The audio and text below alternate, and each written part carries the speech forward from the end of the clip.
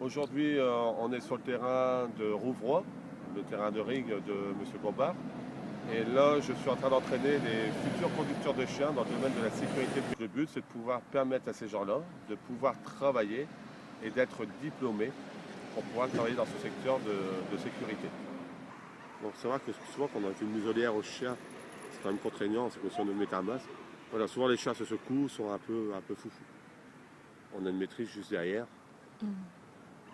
de conduite. Donc souvent, démuseler, le chien a tendance à aller un petit peu à l'avant parce qu'il se sent plus fort. Voilà, elle a une maîtrise sur son chien, sur la conduite.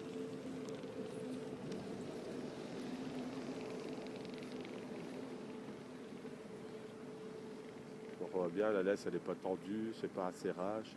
Le chien marche, voilà, il s'assoit automatiquement. Alors là, le maître a mis son chien dans une position dite couchée. Va ce qu'on appelle faire une absence du maître. C'est-à-dire que le maître se cache.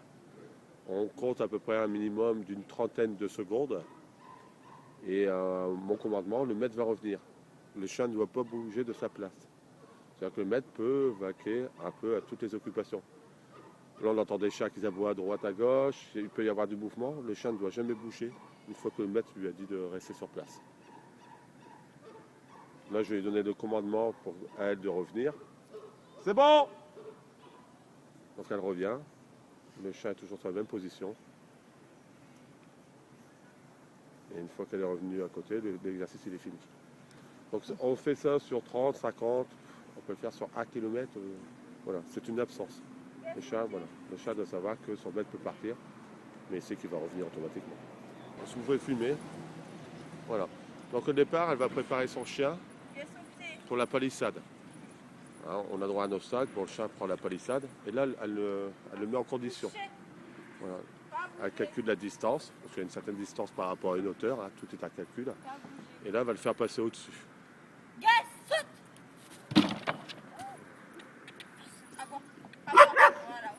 Elle reconditionne le chien, elle va le remettre. Chose qui n'est pas évident. Hein. Elle recule un petit peu.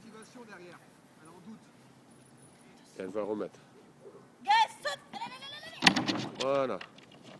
Voilà. Et le chien de l'autre côté sur la position.